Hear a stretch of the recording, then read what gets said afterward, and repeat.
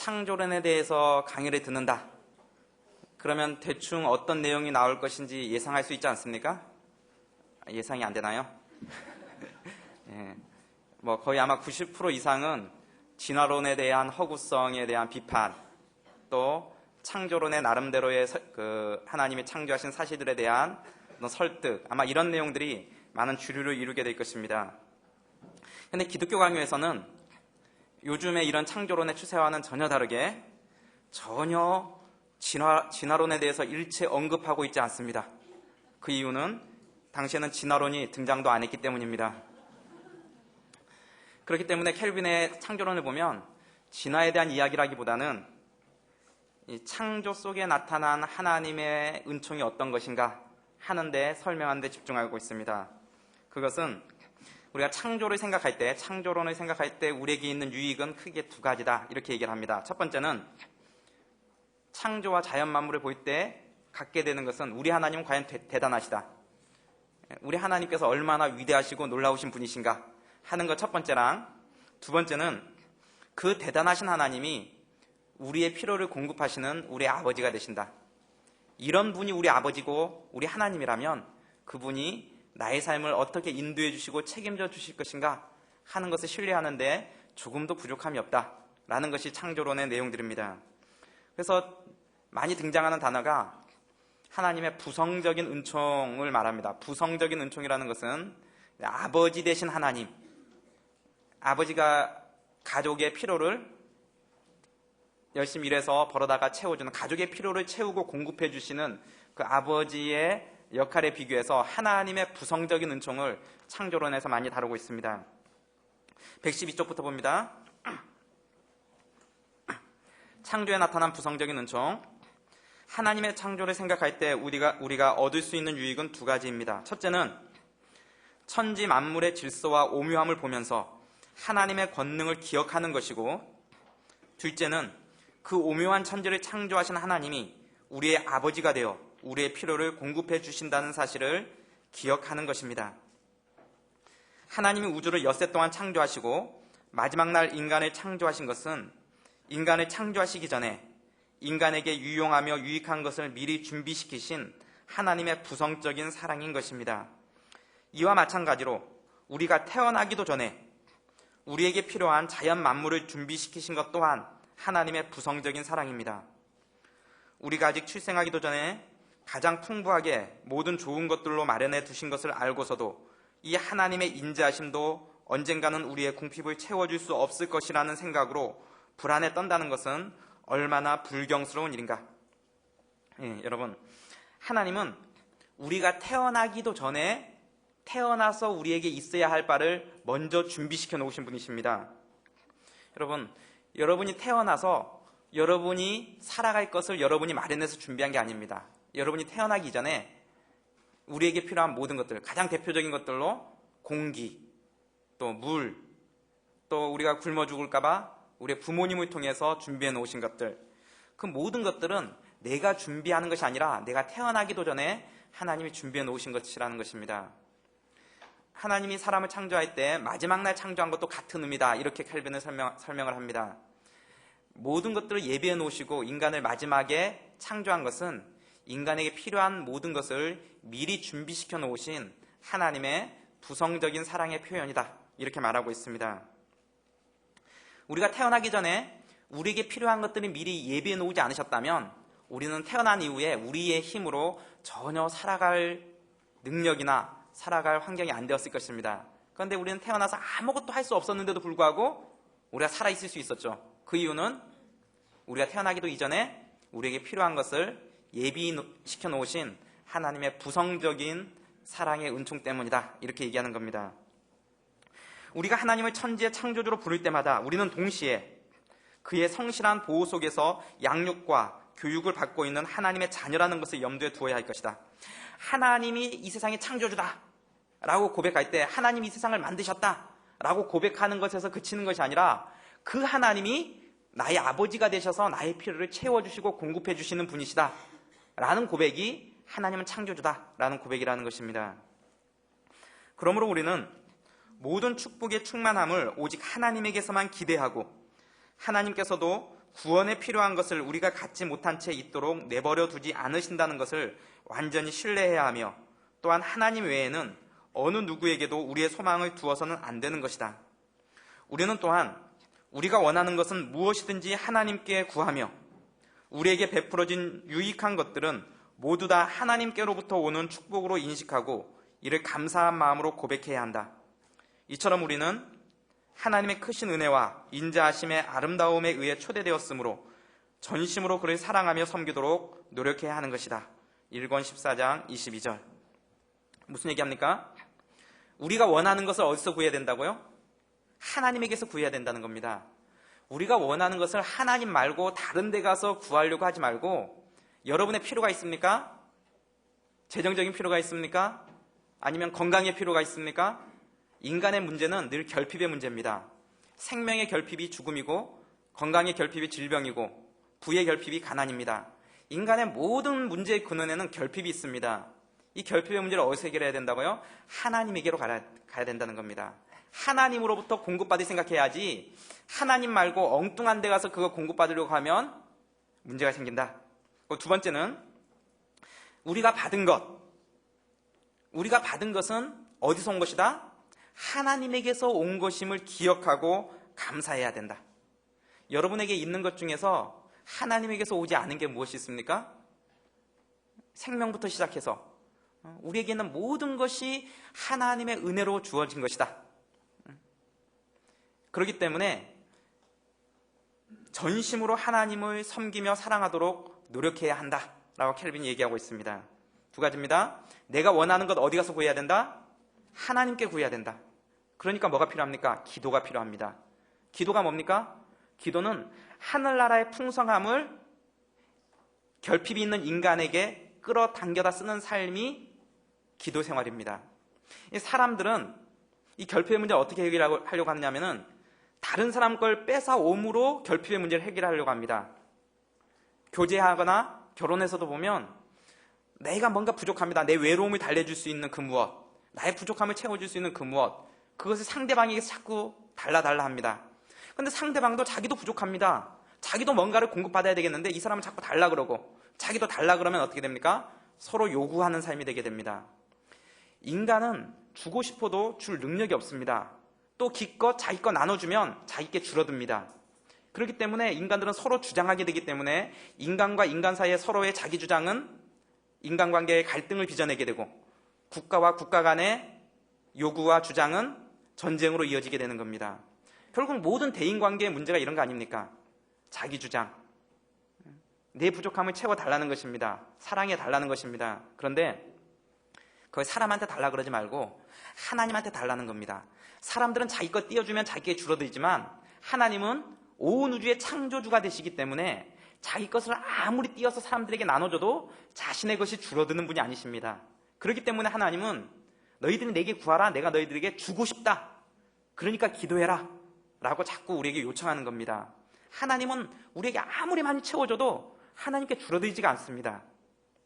그러기에 우리는 우리의 필요와 결핍과 한계의 문제를 누구한테 도움을 구하라고요? 하나님께 도움을 구해야 된다. 그리고 우리에게 있는 모든 것은 하나님에게서 온 것임을 기억하고 하나님께 감사해야 된다. 창조론에서 그 얘기를 하고 있습니다. 우리는 자연 만물을 바라볼 때 하나님의 부성적인 사랑을 발견해야 합니다.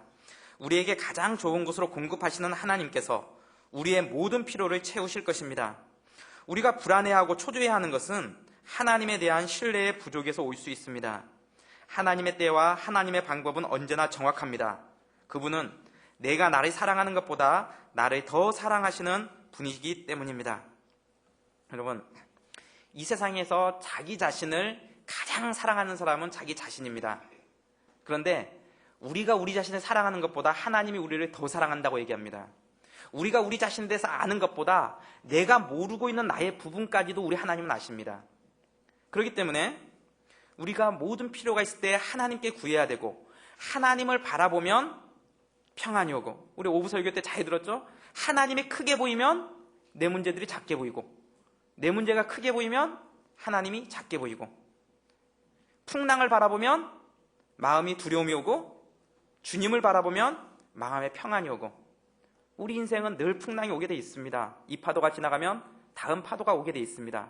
그 파도만을 바라보고 있는 한 우리의 마음은 늘 불안하고 조급하고 초조해질 수밖에 없습니다. 그러나 우리의 시선을 돌려서 하나님을 바라보면 그때 평안이 우리에게 임한다는 것입니다. 우리는 하나님에게만 우리의 소망의 근거를 두어야 합니다. 하나님이 아닌 다른 것이 우리의 필요를 채워줄 것으로 생각한다면 그것은 착각이요 불신입니다. 하나님만이 우리의 필요를 풍성하게 채우실 수 있는 분이십니다. 하나님은 부족함이 없으신 분이십니다. 그 하나님이 자녀된 우리에게 약속을 선물로 주셨습니다. 너희는 먼저 그의 나라와 그의 의를 구하라. 그리하면 이 모든 것을 너희에게 더하시리라. 자연 만물의 질서 또는 인체의 신비를 보면서 하나님의 창조의 권능을 느꼈던 적은 언제입니까? 요즘 사람을 판별할 때 지문을 많이 사용하는데 요즘은 지문보다 각 개인에게 더 정밀하게 각 개인에게 부여된 독특성이 눈의 동공이라 그러더라고요. 그래서 인식을 할 때 그 인식기 앞에다 눈을 한번 싹 갖다 대면 그 사람의 지문이 찍히듯이 그 사람을 검색하는, 잘 몰랐는데 전 세계 모든 사람의 이 눈의 동공에 있는 핏줄인가요? 아무튼 그런 게 다 다르다 그래요. 다 다르기 때문에 그거로 인식하는 게 그 사람을 인식할 수 있는 가장 중요한 판별 기준이 된다. 그런 인식 기술들이 있다는 얘기를 들었는데, 우리의 삶에 있어서 조그만 눈을 들어서 우주 만물을 바라보거나 조그만 눈을 들어서 우리 인체의 신비를 바라보면 우리가 할 수 있는 게 참 우리가 할 수 있는 게 아무것도 없고 하나님이 하시는 일이 참 위대하고 놀랍다. 우리가 아무 생각 없이 의식하지 못하고 있는 이 순간에도 내 의지랑 전혀 상관없이 우리의 맥박은 뛰고 있고, 내 의지랑 상관없이 우리의 소화기능은 작용하고 있고, 우리의 피는 돌아가고 있고, 엄청나게 놀라운 일들이 우리 안에서, 지금 한 사람 안에서 일어나고 있다면 이 우주 속에 있는 그 놀라운 일들, 그것을 운행하시는 분이 누구다? 우리 하나님이다. 그 하나님이 누구다? 나의 아버지가 되신다. 우리의 앞서 행하시며 우리의 필요를 채우시는 하나님의 부성적인 은총을 맛보았던 적은 언제입니까? 여러분, 이 부성적인 은총을 얘기할 때 저는 그런 생각을 한 번씩 해볼 때가 있습니다.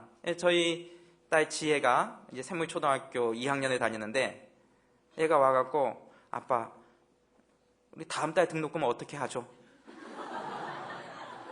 이게 만만치가 않습니다. 이렇게 걱정하면서 깊은 한숨을 푹 내쉰다고 할 때, 걔가 지금 틀린 걱정하는 게 아닙니다. 아주 현실적인 걱정을 하고 있습니다.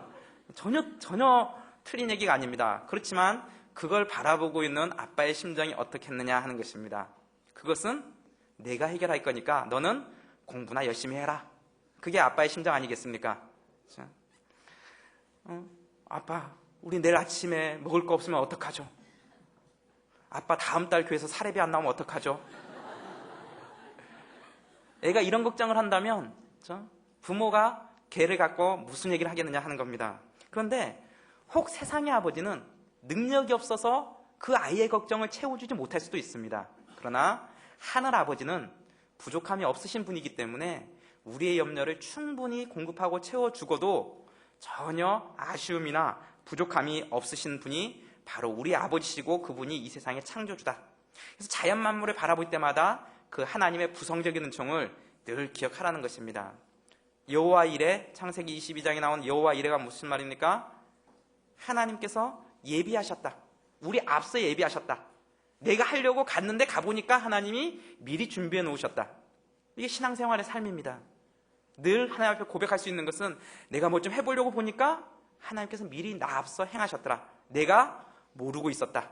그게 여호와 이레의 삶이죠. 15장부입니다. 창조된 인간의 본성, 영혼의 기능, 하나님의 형상, 자유의지, 인간의 초월적 순결. 타락한 인간의 본성, 그의 영혼은 거의 부패하였으나 아직 하나님의 형상을 지니고 있다. 하나님은 인간을 선하게 창조하셨기에 인간은 죄에 대한 책임을 하나님에게 돌릴 수는 없습니다. 칼빈의 인간론의 구성은 창조된 인간, 그러니까 하나님의 형상대로 창조된 인간, 그리고 하나님의 형상이 부패된 타락한 인간, 그리고 그리스도로 인해 하나님의 형상이 회복된 인간으로 구성되고 있습니다. 여기에서 기독교 세계관이 등장합니다. 여러분, 기독교 세계관의 큰 세 가지 틀이 무엇입니까? 창조, 타락, 구속. 끝에 하나 더 붙이면 완성.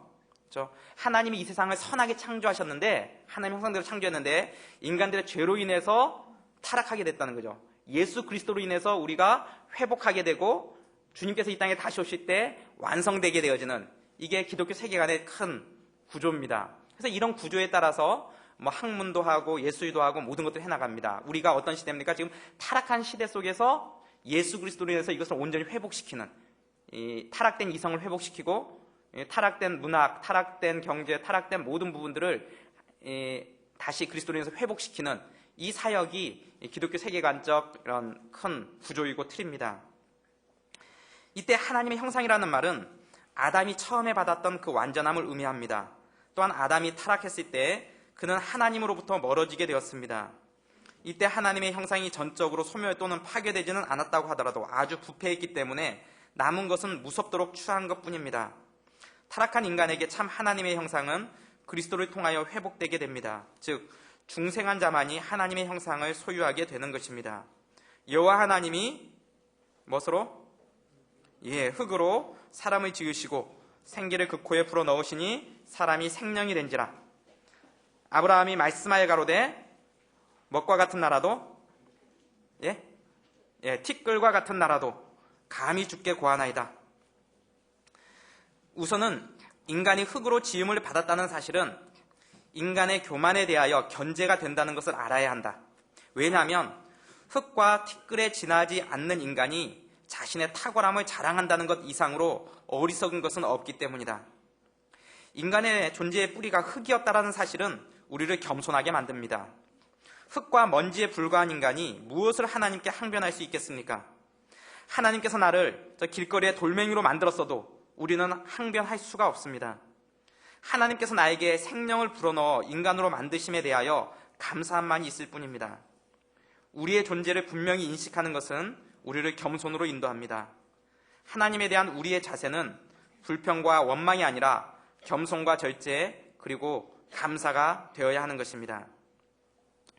하나님이 없는 우리의 원래의 모습, 하나님의 형상과 하나님의 생명이 우리 가운데 부어지기 전에 우리의 모습이 무엇이었다고 말합니까? 흙이요 티끌이었다는 거예요. 흙이요 티끌. 하나님이 여러분에게 생명을 불어넣어 주시지 않았다면 우리는 길거리에 있는 흙이요 티끌이 우리의 모습이었습니다. 그러니까 하나님이 우리를 돌멩이로 만든다고 해도 우리가 하나님께 불의하다 할 수 없습니다. 왜? 우리는 원래 흙이었던 존재이기 때문에. 근데 하나님이 우리에게 생명을 불어넣어 주시고 우리를 하나님의 자녀 삼아 주신 것, 그 모든 것은 다 뭐다? 은혜다. 일하지 않은 사람이 받게 되는 모든 것이 은혜입니다. 내가 일했는데 일한 만큼 못 받았다. 불의. 일한 만큼 받았다. 정의. 일하지 않은 것까지도 받았다. 은혜. 이 세상에서 가장 최악의 상황, 전 세계 인류 중에서 가장 최악의 상황에 있는 사람이다 할지라도 그도 하나님께 불의하다고 할 수 없습니다. 적어도 하나님은 정의로우신 분이십니다. 그 위에 무언가가 주어져 있다면 그것은 다 은혜입니다. 그렇기 때문에 우리에게 주어진 모든 것은 하나님의 은혜로 주어졌다. 하나님 불의합니다. 저 사람은 저렇게 만들고 나는 이렇게 만들었습니까?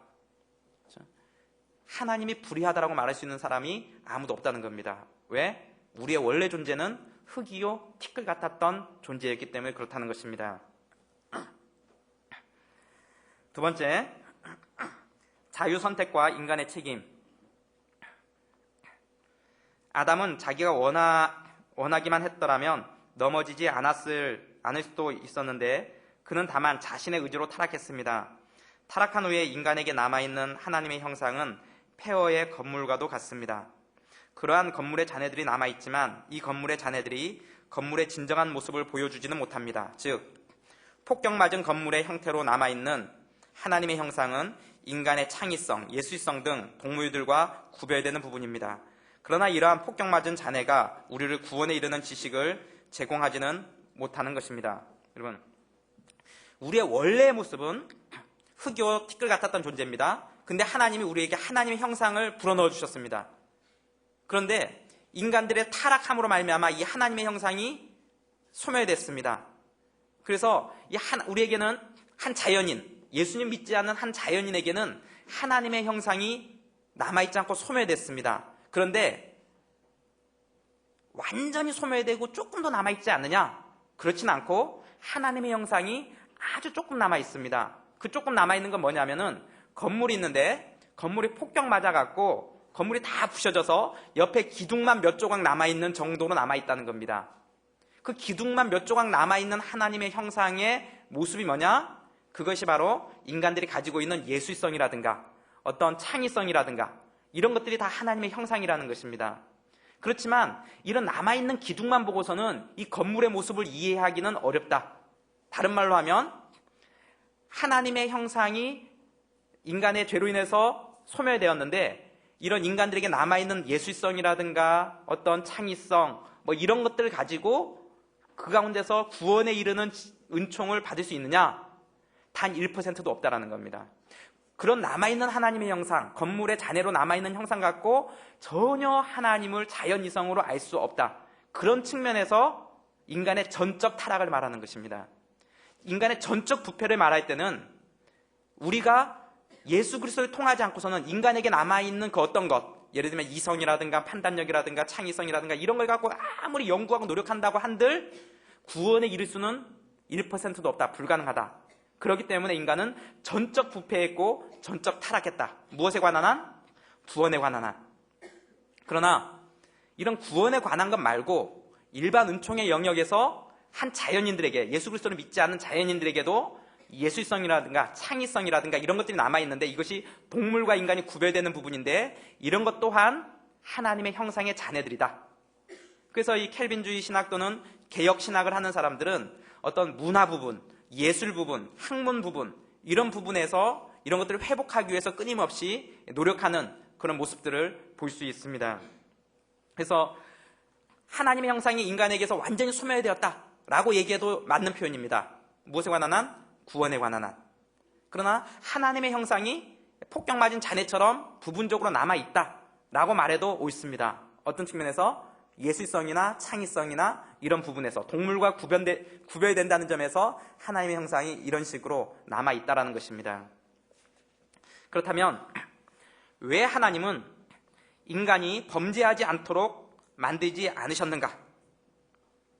딱 범죄하려는 그 순간에 하나님이 벼락을 딱 쳐갖고 겁먹게 해갖고 선악과를 따먹으려는 순간에 감전이 되게 한다든가 이런 좀 제어장치만 좀 해놨더라도 인간들이 타락하는 그런 안타까운 상황은 발생하지 않았을 텐데 그런데 왜 하나님께서 인간이 범죄하지 않도록 만들지 않으셨는가?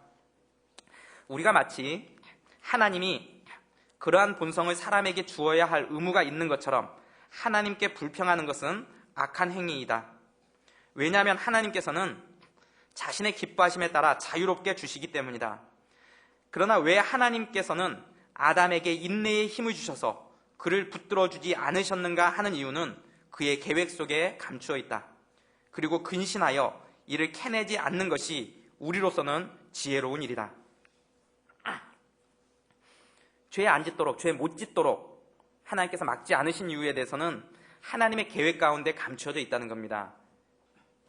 하나님의 계획 가운데 감춰져 있다라는 말이 뜻하는 것은 분명 하나님의 어떤 의도하심이 있는데 우리에게는 그게 그 이유를 말씀해 주시지 않는다라는 것이죠.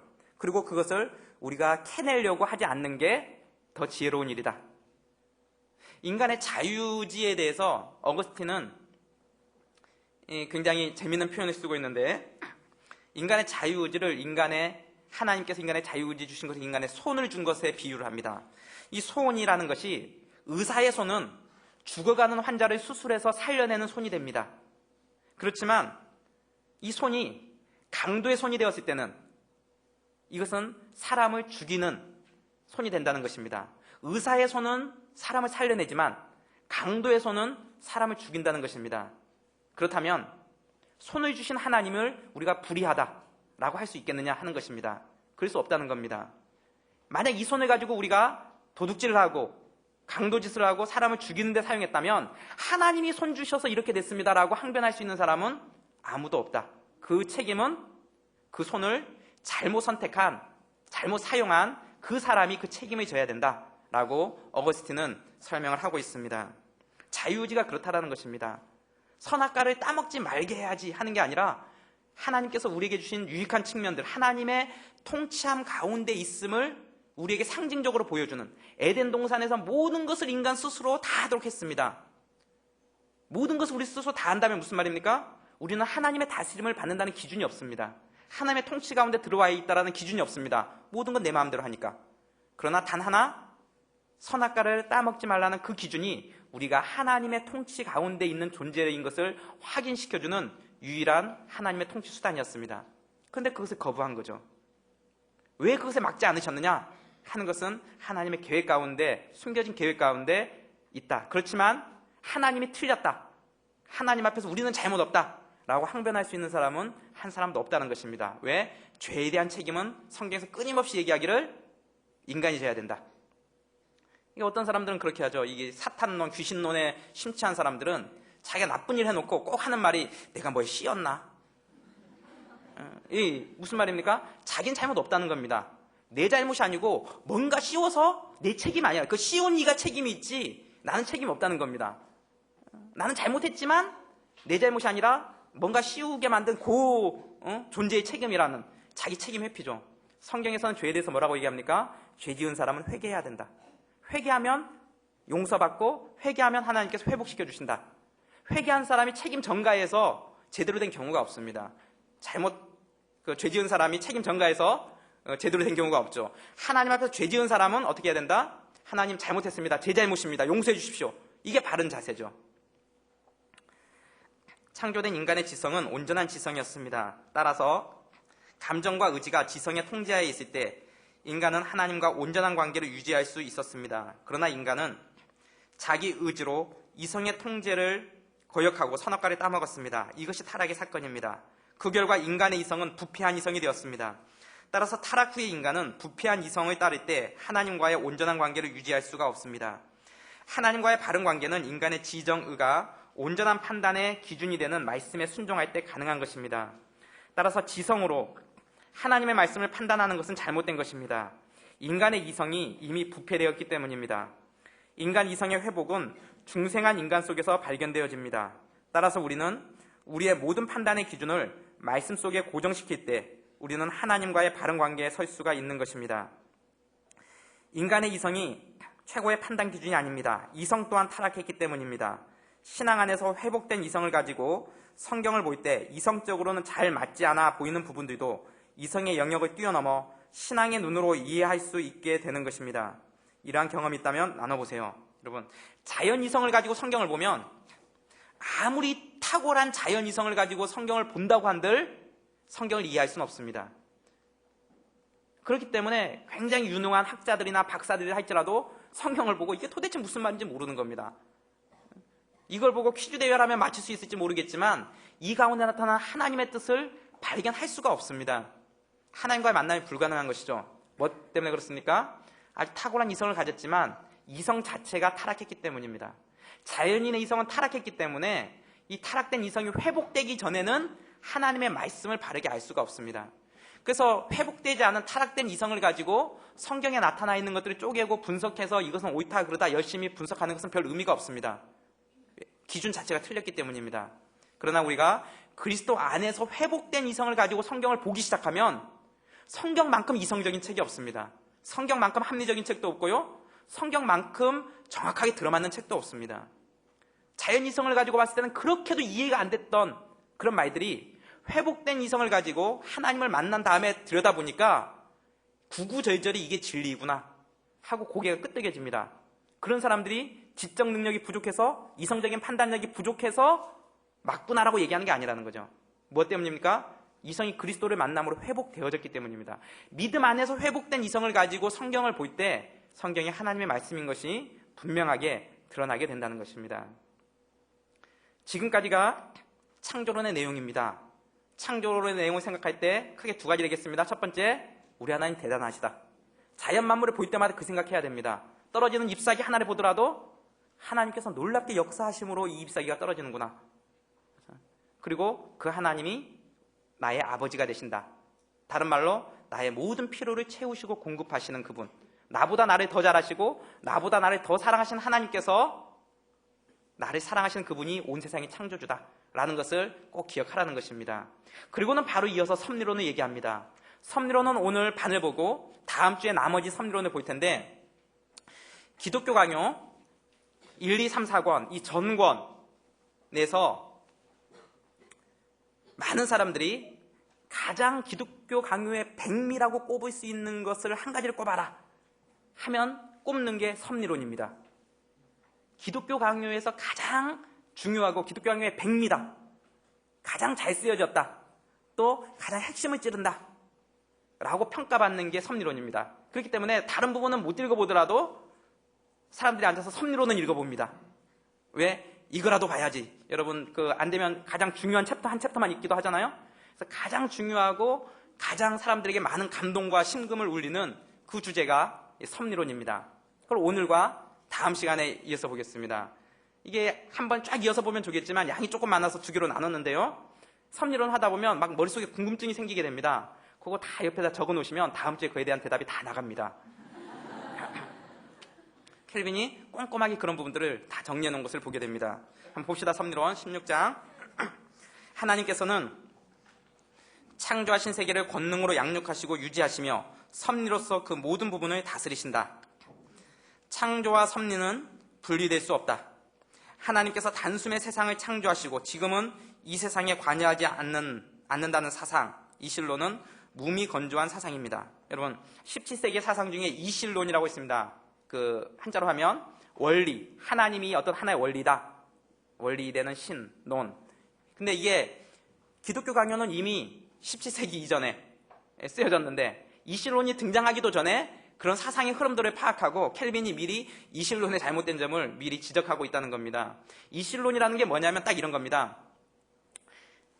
하나님을 온 우주가 돌아가는 것을 태엽시계와 같다고 보는 겁니다. 하나님이 이 세상을 창조할 때 태엽시계를 잔뜩 감아놨습니다. 그리고 딱 놔두면 어떻게 됩니까? 째깍째깍째깍째깍 하면서 자기 힘으로 돌아갑니다. 다 풀릴 때까지 계속 돌아가는 거죠. 이 세상이 돌아가는 게 하나님이 그런 시스템을 만들어놨기 때문에 돌아가는 거다라는 사상입니다. 예를 들면 이런 거죠. 24시간 간격으로 지구가 한 바퀴씩 돌게, 그러니까 해가 뜨게 만들어 놓거나, 자전 공전하거나, 봄, 여름, 가을, 겨울이 바뀌거나, 우리가 자고 일어날 수 있도록 하거나, 이런 모든 것을 하나님이 시스템으로 만들어놨기 때문에 창조할 때 한꺼번에 거의 다 세팅해놨다는 겁니다. 그러고는 하나님은 관여하지 않고 팔짱 끼고 이 세상을 지켜보고 있습니다. 그러면 이 세상은 하나님이 태초에 만들어놓은 그 시스템에 따라서 째깍째깍째깍 거리면서 지금 돌아가고 있다라는 게 이실론 사상이죠. 그런데 이게 옳지 않다는 겁니다. 무슨 말이냐면은, 하나님은 태초에 이 세상을 그렇게 창조하신 것도 맞지만 하나님께서 팔짱 끼고 구경하시는 분이 아니라 매 순간, 매 시간, 매일매일에 하나님께서 간섭하시고 개입하셔서 그것을 움직여 가신다는 겁니다.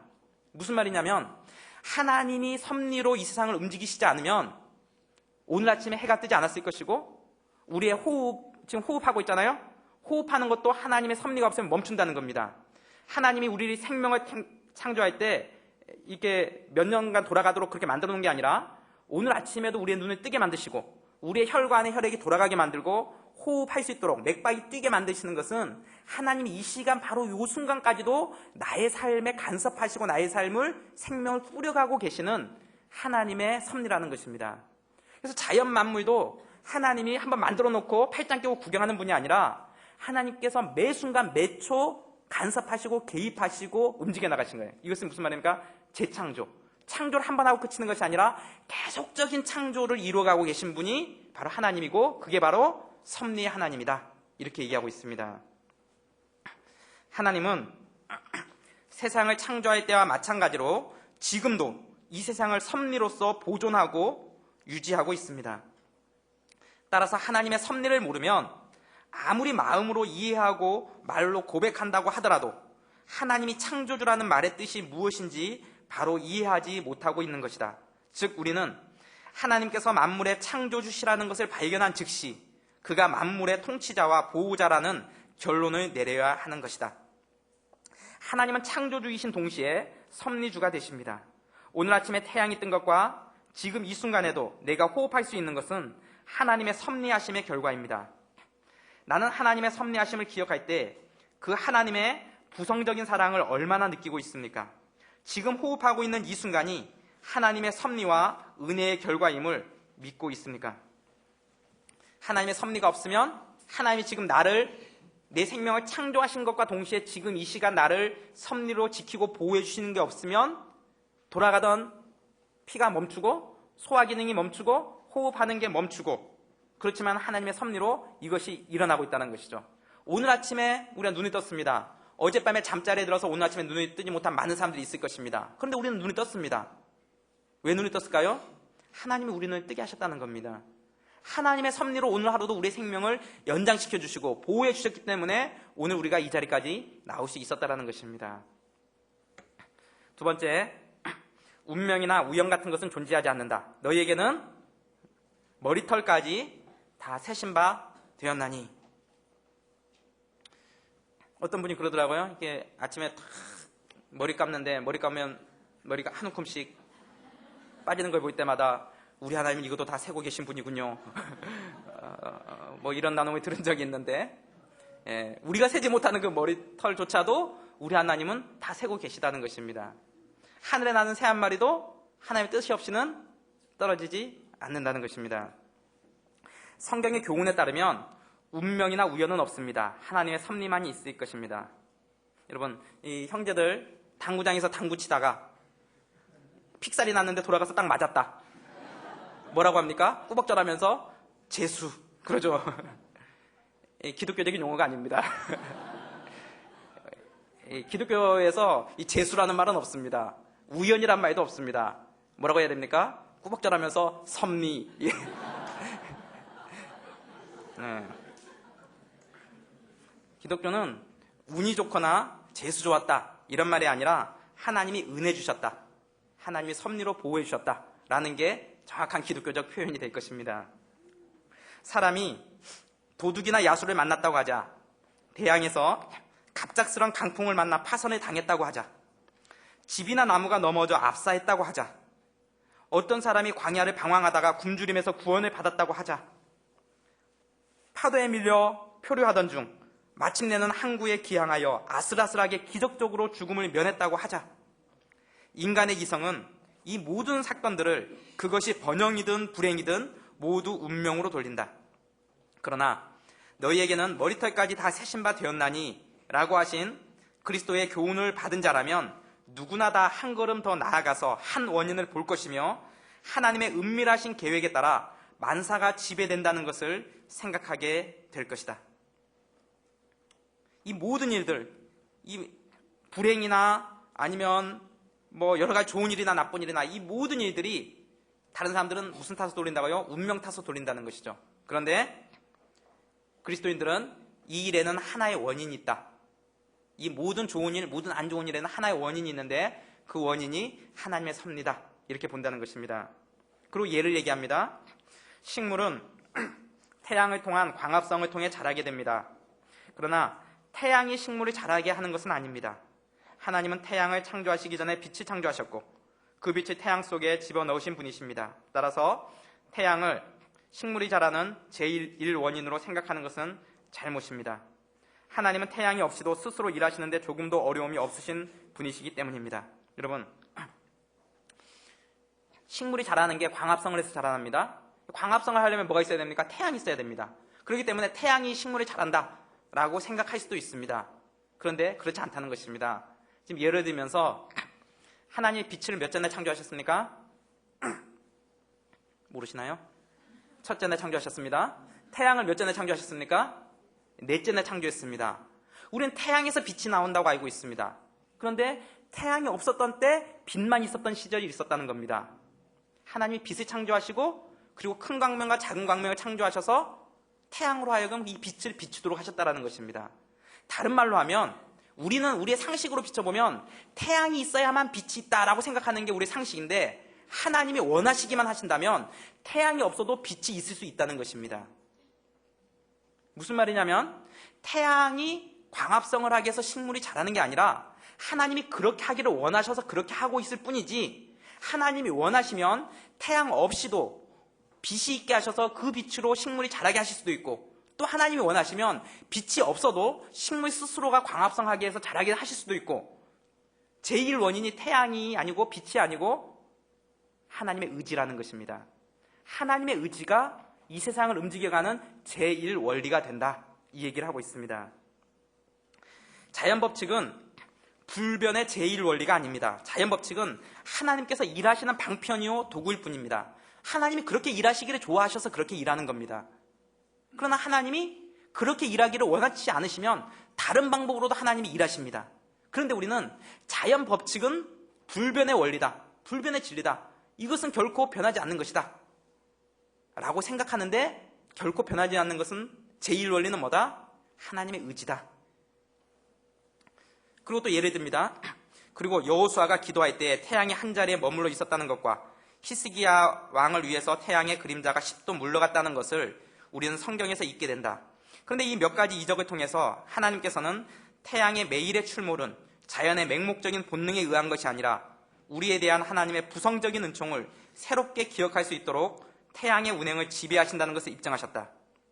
여러분, 성경에 보면 여호수아가 아말렉 군대와 전투할 때 태양이 중천에 떠서 지지 아니하였다 라는 기록이 있습니다. 또 히스기야 왕을 위해서 태양이 그 증거로 10도 물러갔다. 뭐 성경의 표현이야 태양이 멈췄다라는 거지만 더 정확한 표현은 지구가 멈췄다는 표현이 되겠죠. 지구가 엄청난 속도 돌고 있다가 딱 멈췄습니다. 어떤 일이 벌어질까요? 우리가 우주로 다 날아가야죠. 인간들 다 튀어나가야 맞습니다. 그렇죠? 엄청난 속도 돌고 있다가 이게 지구가 딱 멈췄다. 그러면 우리는 우주 밖으로 다 튀어나가야 되는데 아무도 튀어나가는 일이 없죠. 무슨 말입니까? 우리는 24시간 간격으로 지구가 돈다고 생각합니다. 그런데 24시간 간격으로 지구가 돌지 않았던 때가 있었습니다. 여호수아 때, 히스기야 때. 이렇게 돌다가 멈추기도 하고 약간 뒤로 가기도 하고. 그런데도 사람들은 우주 속으로 튀어나간 일이 없었다는 것입니다. 하나님이 원하시면 자연 법칙을 거스려서도 하나님이 일하신다는 겁니다. 우리는 이 자연 법칙이라는 게 불변의 원리다, 진리다라고 생각하지만 그것보다 더 불변의 진리가 있다, 더 상위 개념이 있다. 그것은 하나님의 의지다, 하나님의 뜻이다. 하나님이 24시간 간격으로 지구가 돌아가기를 원하셔서 그렇게 움직여가고 있으니까 그렇게 돌아가고 있을 뿐이지, 하나님이 그렇게 원하지 않으면 태양도 안 뜨고 지구도 안 돌아가고 그런 상태에서 세월을 보낼 수도 있습니다. 하나님이 원하신다면. 중요한 것은 뭐다? 하나님의 의지다. 성경에 그런 구체적인 사례들이 나와 있는 것이죠.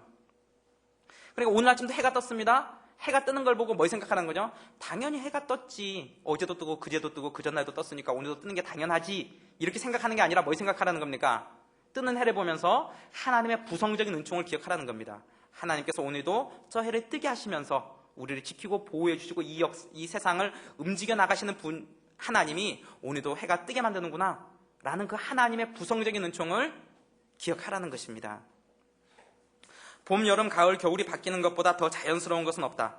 그러나 이 1년의 순서에는 매우 커다란 그리고 한결같지 않은 다양성이 있는 것으로 보아 하나님의 새롭고 특별한 섭리가 매년 매월 매일을 지배하신다는 것을 쉽게 알 수 있다. 여러분, 봄이 시작이 됩니다. 겨울이 지나고 봄이 시작됩니다. 몇 년, 몇 월, 며칠, 몇 시, 몇 분, 몇 초가 딱 되는 순간에 봄이 시작됩니까? 그렇지 않죠. 봄, 여름, 가을, 겨울은 계속 돌아갑니다. 계속 돌아가지만 그게 정확하게 어느 시점에 어떻게 변화되는지는 늘 다르다는 것입니다. 그걸 통해서 뭘 보여주는 겁니까? 하나님의 새롭고 특별한 섭리가 매년 매월 매일을 지배하고 계시다라는 것을 우리가 확인할 수 있다. 우연은 없습니다. 섭리만이 있을 뿐입니다. 우리는 종종 상식에 갇혀 사고할 때가 많습니다. 하나님은 종종 상식을 통해서 일하시지만 때로는 상식을 뛰어넘어서 일하십니다. 우리는 하나님의 개방성에 항상 열려 있어야 합니다. 만물의 제일 근원이 하나님의 의지임을 잊지 말아야 합니다. 만물의 제일 근원이 하나님의 의지다라는 것을 믿는 사람들이 사실은 기적을 체험합니다. 이걸 믿지 못한 사람들은 이 상식적인 신앙생활을 벗어나지 못합니다. 기도해도요, 이것은 당연히 확률적으로 들어줄만 하다라고 판단되는 것만 기도하고 불가능하다 싶은 건 기도하지 않습니다. 왜? 내가 불가능하니까 하나님도 불가능할 거다 이렇게 생각하는 거죠. 내가 생각해봐서 대안이 있다 싶으면 기도하겠는데 아무리 생각해봐도 대안이 없습니다. 그러면 하나님도 어쩔 수 없겠네 하고 기도하지 않습니다. 만물을 움직이는 제일 근원이 하나님의 의지라는 것을 잊어버리게 되는 순간 우리는 그런 실수들을 범하게 됩니다. 하나님이 원하시면 초자연적인 일 같아 보이는 일들, 내가 확률로는 설명할 수 없는 일들, 우연 같아 보이지만 기가 막힌 일들, 이런 일들을 하나님께서 일하실 수도 있다. 하나님의 개방성에 우리는 열려 있어야 된다는 겁니다. 그걸 믿는 사람들이 기도할 수가 있습니다. 세 번째, 하나님께서는 섭리로 만사를 지배하신다. 하나님을 아리스토텔레스가 말한 만물의 제1동인이라고 생각하는 것은 하나님을 비인격적인 철학 원리로 여기는 잘못을 범하는 것입니다.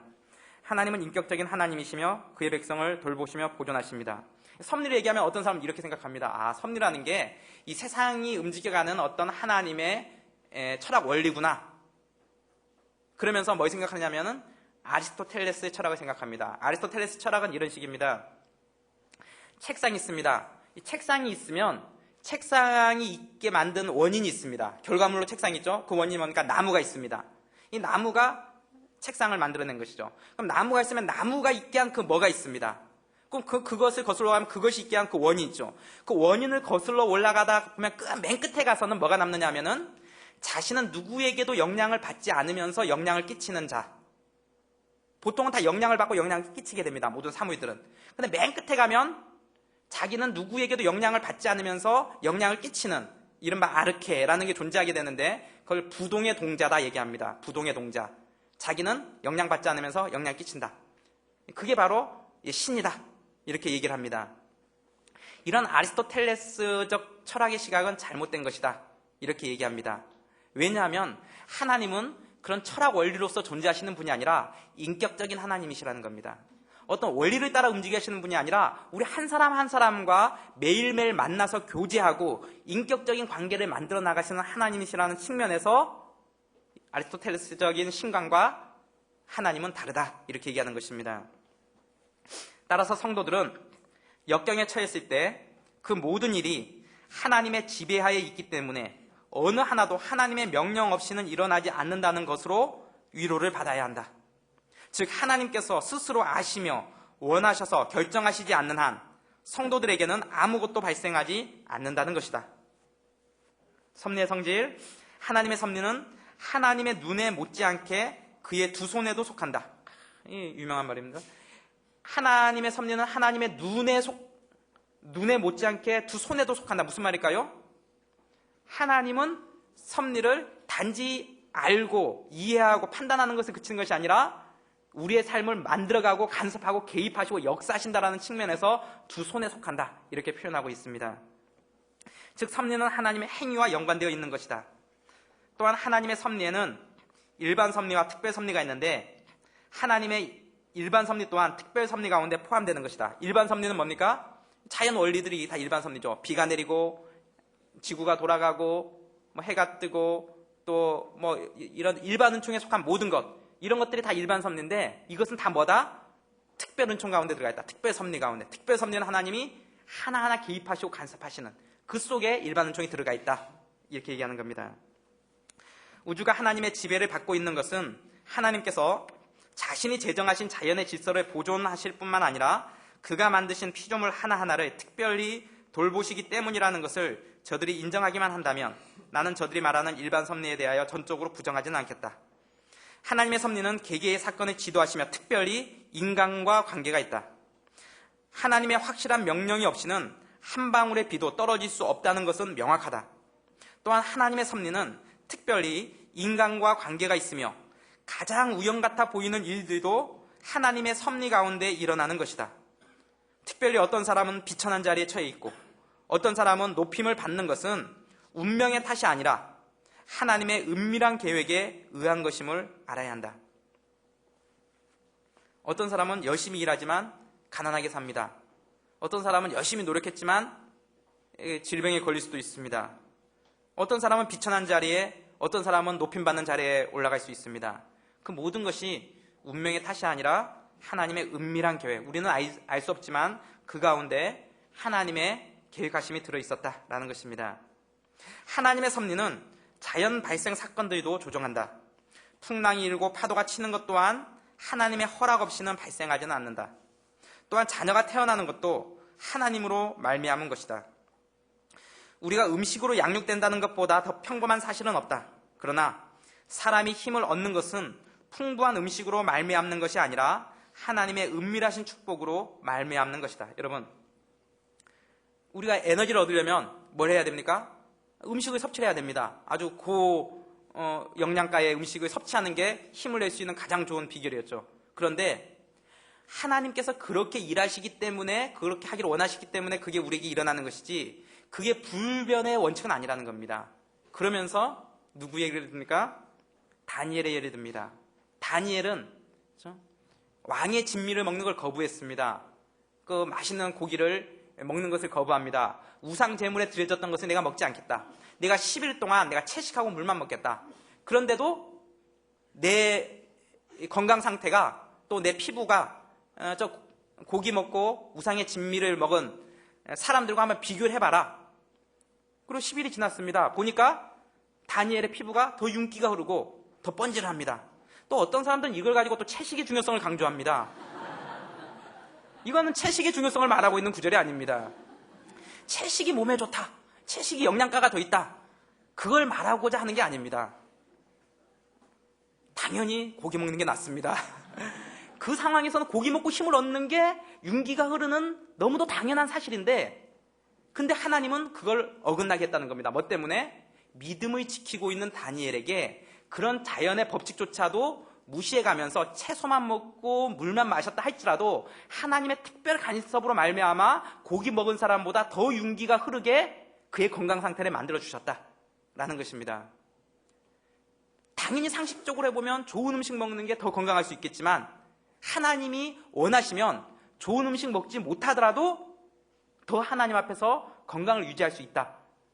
중요한 것은 여기 나와 있는 것처럼 사람이 힘을 얻는 것은 풍부한 음식으로 말미암는 것이 아니라 하나님의 은밀하신 축복으로 말미암는 것이다. 이 얘기를 하고 있습니다.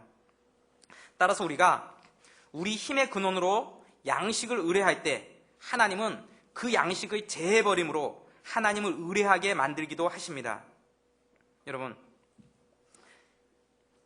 내가 건강하기 위해서, 내가 생명을 누리고 유지하기 위해서 내가 좋은 음식을 먹어야, 또 영양가 있는 음식을 먹어야, 음식을 의뢰하면 하나님이 때로는 그 사람에게 음식을 끊어버리세요. 내가 돈을 의지하면 하나님 돈을 끊어버리세요. 내가 사람을 의지하면 사람에게 실망하게 하세요. 내가 하나님 말고 다른 데 내 의지 기준을 두게 되면 하나님께서 어떤 때는 그걸 끊어버리세요. 끊어버림으로써 네가 의지할 분은 하나님밖에 없다라는 것을 보여주세요. 우리는 그런 현상들이 있을 때 왜 하나님께서 나에게 돈을 끊으실까? 재정을 끊으실까? 라고 생각하기 이전에 뭘 생각해야 됩니까? 이 상황 속에서 하나님께서 내가 더욱더 무엇에 의지하고 매달리기를 원하시는가 하는 것을 깨닫기를 원하신다는 겁니다. 음식에 매달리면 하나님이 음식 끊어버린다는 거죠. 하나님께서 우리가 정말 우상처럼 생각하고 집착하는 것을 끊음으로써 하나님만이 우리의 기업이 되시고 하나님만이 우리의 응답이 되신다는 것을 보여주기를 원하신다는 것입니다. 따라서 일용할 양식을 위한 진지한 기도는 우리의 생명을 유지시키는 분이 하나님이심을 고백하는 것입니다. 무슨 말입니까?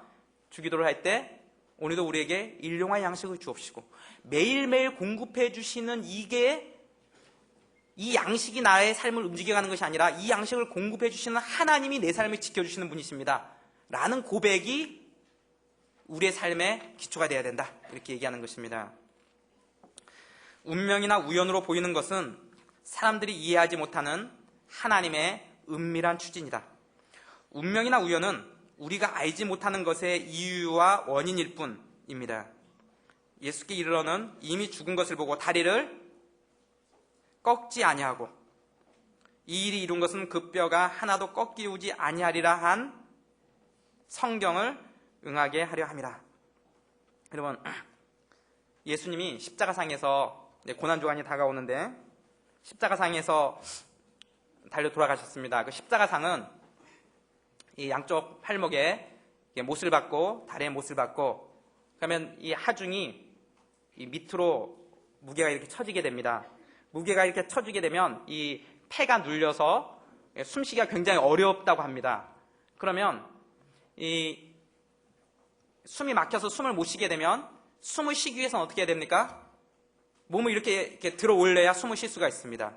그러면 몸은 밑으로 쭉 의지할 바가 없으니까 밑으로 몸은 점점 처지죠? 처지면 숨이 막혀서 숨을 쉴 수 없으니까 숨을 쉬기 위해서는 몸을 이렇게 들어 올려야 됩니다. 그리고 숨 쉬고는 다시 또 힘이 빠지니까 점점 밑으로 처지게 되고, 그러면서 다시 들어서 숨 쉬게 되고, 이런 식으로 반복되는 아주 고통스러운 그런 형벌입니다.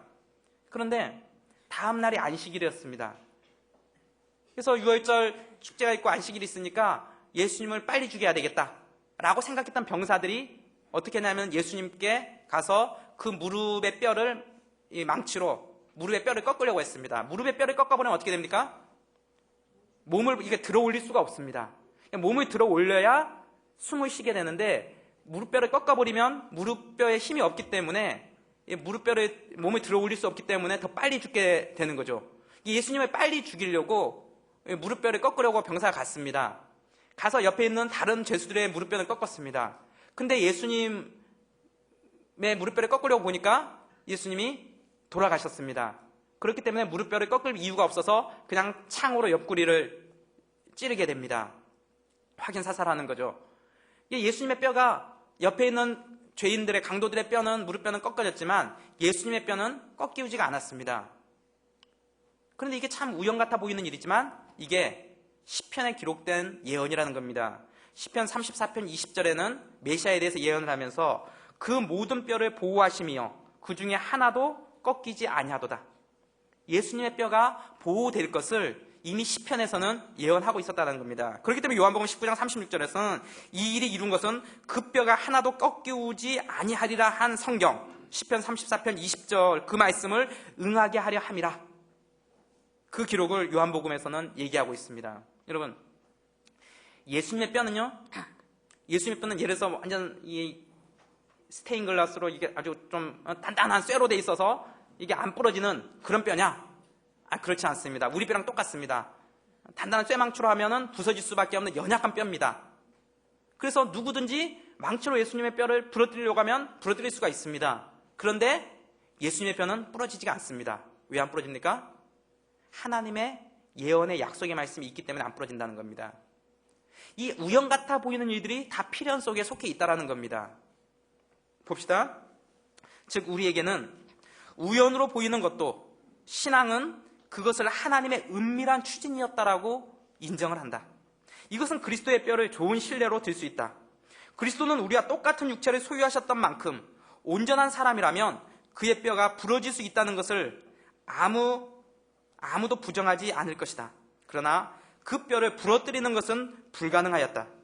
즉 하나님께서는 성자의 뼈를 부러질 수 있는 것으로 만드셨으나 실제적으로는 이를 부러지지 않게 하심으로써 자연적으로 발생할 수 있었던 것을 자기 계획의 필연으로 제한하셨던 것이다.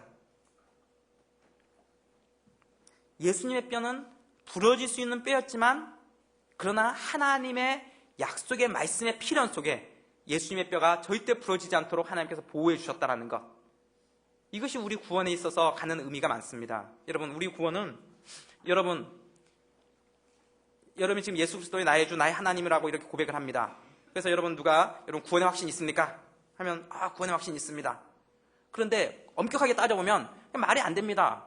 구원의 확신이라는 것은 죽을 때까지, 적어도 죽는 순간에 예수 그리스도에 대한 마음과 신앙 고백이 있어야 되는데, 여러분 살면서 모진 풍랑이 오고 또 고난이 오고 핍박이 오고 누가 총 들이밀고 죽을래 하고 이러면 배교할 수도 있는데, 어떻게 내가 살면서 예수님을 부인하지 않을 수 있단 말입니까? 구원의 확신을 갖는 것은 어부성설입니다. 이렇게 논리적으로 생각해 볼 수도 있습니다. 그러나 그렇지 않습니다. 그것은, 구원이라는 것은 마치 이런 것과 같습니다. 하나님과 내가 이렇게 맞잡습니다. 내가 주님을 놔도 우리 주님이 나를 끌고 가는 것입니다. 이걸 성도의 견인이라고 합니다. 하나님이 끌고 간다는 겁니다. 내가 주님을 놓는다 할지라도 우리 주님이 우리를 꼭 붙들고 가기 때문에 우리는 다시 주님을 붙들 수밖에 없습니다.